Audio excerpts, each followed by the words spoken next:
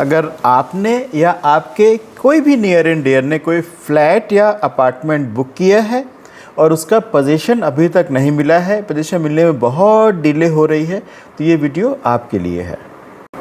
इसी तरीके के एक मामले में कस्टमर ने अराउंड 85% की पेमेंट पूरी कर दी थी और बिल्डर ने उसको पोजीशन नहीं दिया, बहुत लेट हो गया, पोजीशन नहीं दिया, तो कस्टमर ने उसको लगा कि इस मामले को कोर्ट में ले जाना चाहिए, तो उन्होंने कंज्यूमर फोरम में मुकदमा दायर कर दिया, केस फाइल कर दिया।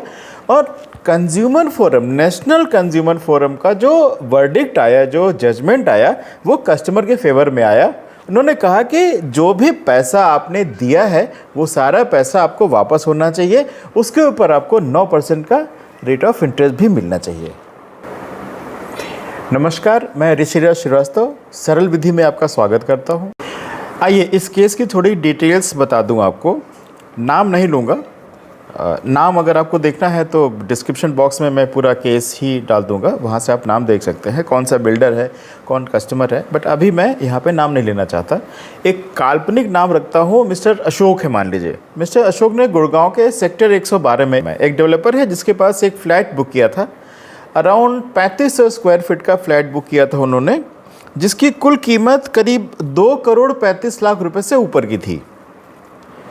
26 दिसंबर 2012 को बिल्डर बायर एग्रीमेंट बनाया गया और उस दिन से 42 मंथ्स के अंदर वो फ्लैट उनको तैयार करके देना था, मतलब 26 जून 2016 तक पोजीशन दे देना था, जो कि नहीं दिया गया। बिल्डर के रवैये से एग्रीव्ड, दुखी, व्यथित कस्टमर ने कंज्यूमर फोरम का दरवाज़ा खटखटाया, जो कि एक लीगल और वाइज स्टेप भी है। नेशनल कंज्यूमर कमीशन ने कस्टमर के फेवर में वर्डिक्ट दिया। मैंने पहले बता चुका हूं आपको कि पूरे पैसे वापस करने की बात कही गई और रेट ऑफ इंटरेस्ट की भी बात की। ये फैसला आते ही बिल्डर के तोते उड़ गए कि भैया 2 करोड़ से ज़्यादा रुपए का रिफंड विथ 9% का इंटरेस्ट। बिल्डर साहब बौखला गए और बौखलाया हुआ बिल्डर अपील लेके सुप्रीम कोर्ट जा पहुंचा।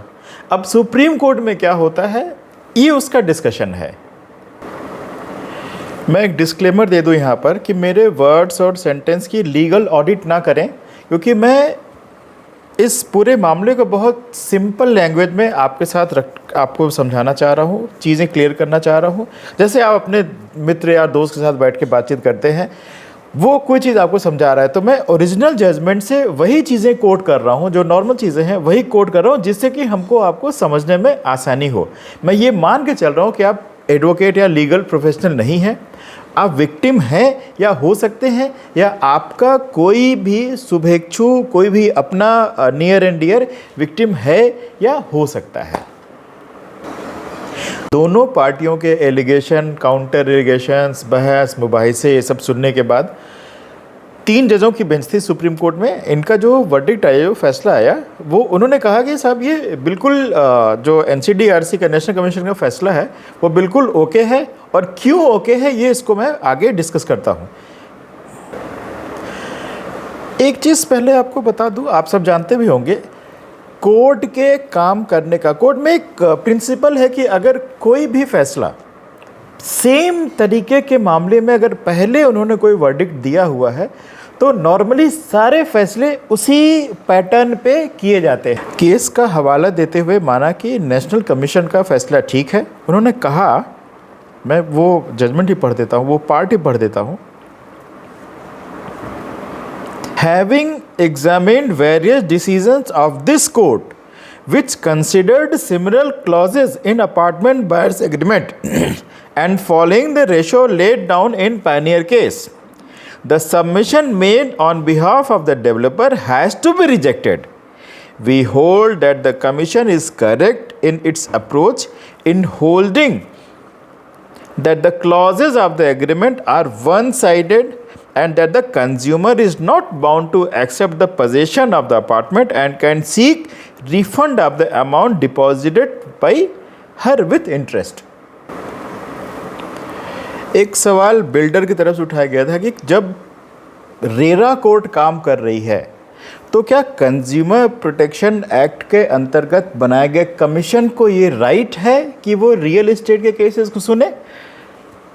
माननीय उच्च न्यायालय ने यहाँ पे क्या कहा, मैं वही चीज़ पढ़ देता हूँ।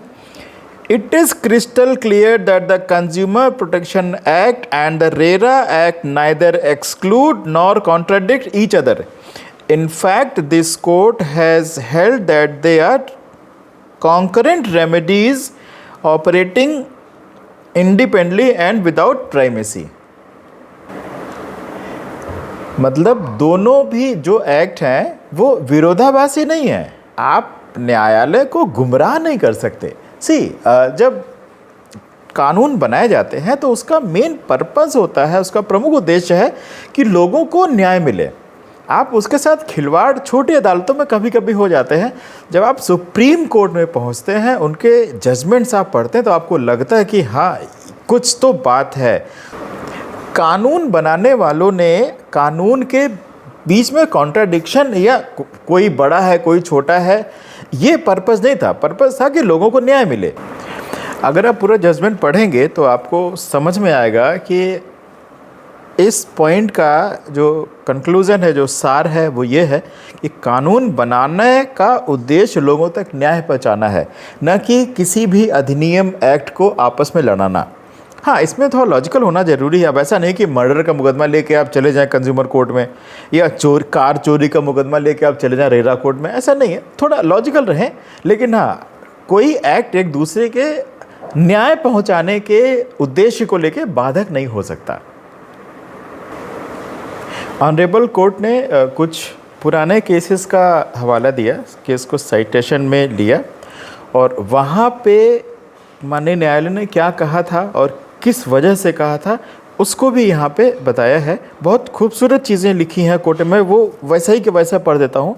और कुछ चीज़ों पर भी फोकस डाला है, इनलाइटन किया है। जैसे बिल्डर बायर एग्रीमेंट, ये आपको बिल्डर इसी पर आपको 6-7 साल घुमा देता है, और 90% लोग कोर्ट में नहीं जाते। अरे सर, हमने तो बिल्डर बायर एग्रीमेंट में ही लिखा है, आप देखिए, आप पढ़िए सर, आप वकील के चक्कर काटेंगे, आपका पैसा खर्च होगा, आप परेशान होंगे। बिल्डर बायर एग्रीमेंट अगर वन साइडेड है तो वो नल एंड वॉइड है, बेकार है, कागज़ का टुकड़ा है। क्या कहा है उसके बारे में आप सुनिएगा। एक मामले में माननीय सुप्रीम कोर्ट ने क्या कहा था, वही चीज़ मैं पढ़ देता हूँ, जो इस केस में भी उन्होंने लिखा है। The national commission held that the clauses relied upon by the builder were wholly one-sided, unfair and unreasonable and could not be relied upon. आगे क्या कहते हैं? A term of a contract will not be final and binding if it is shown that the flat purchaser had no option but to sign on the dotted line on a contract framed by the builder. जो एक builder by agreement होता है, जब आप sign करते हैं, या हो सकता है आप साइन करने वाले हो, एक बुकलेट होती है जो प्री प्रिंटेड होती है, उसमें आपका कुछ भी नहीं चलता। वो ऐसे ऐसे क्लॉजेस लिखते हैं, पता नहीं कौन समझाता है, कौन सिखाता है उनको। और होता भी था, एक्ट बनने के पहले, रेरा के पहले, ये उन्हीं की चलती थी। जब तक ये रेगुलेशंस नहीं थे तब तक ये लोग अपनी मनमानियाँ करते थे। आदत उनकी वही बनी हुई है। ऐसे ऐसे बचकाने, मैं कहूँगा, क्लॉजेस वो लिखते हैं, और चलता भी था तब, इसलिए लिखते भी थे। आपको केवल जो डॉटेड लाइन है वहाँ पे साइन करना होता था। तो माननीय सुप्रीम कोर्ट को ये समझ में आया कि बिल्डर बाय एग्रीमेंट जो होता है, एक पूरी बुकलेट होती है, आपके सामने वो सेल्स वाला बंदा पेजेस पलटता जाता है और आप साइन करते जाते हैं। तो जब तक सब कुछ ठीक है तब तक तो ठीक है। जब प्रॉब्लम आती है तो फिर वो ना तो सेल्स वाला बंदा आपको दिखाई पड़ता है, ना तो जो उनका पूरा लीगल हेड होता है, जो पार्टी होती है, सब गायब हो जाते हैं। केवल एक वकील सामने खड़ा होता है जो आपको अपराधी बनाने के लिए अपना सारा पावर लगा देता है। केस की डिटेल्स डिस्क्रिप्शन बॉक्स में दी हुई है, वहाँ पे दे रहा हूँ। और बड़े केसेस हैं और छुपने और छुपाने वाली कोई बात नहीं है। सुप्रीम कोर्ट की साइट से भी और NCDRC की वेबसाइट से भी आपको दोनों केसेस की डिटेल्स मिल जाएंगे। आपको पढ़ना है तो आप मेरे साइट से पढ़ सकते हैं। सरलविधि.com पर मैं ब्लॉग्स भी लिखता हूँ, उस ब्लॉग्स को भी आप पढ़ सकते हैं। अगर आपको कुछ पर्सनली कुछ इंक्वायरी है आपकी, तो आप sarvati.com पर जाकर आप मेरे को मैसेज कर सकते हैं, लिख सकते हैं। वीडियो अगर आपको अच्छा लगा हो तो सब्सक्राइब करें मेरा चैनल और इसको शेयर ज़रूर करें। ये एक नोबल कॉज भी होगा, क्योंकि ये बहुत बड़ी बात है। अच्छा वर्डिक्ट आया है और ताज़ा तरीन वर्डिक्ट है, 8 अप्रैल का ही आया है। तो जो भी लोग ऐसे हों उनको आप गाइड तो कम से कम कर दें कि यार ऐसा वर्डिक्ट आया है, तुम्हारे साथ भी कुछ अच्छा हो सकता है। Thank you so much.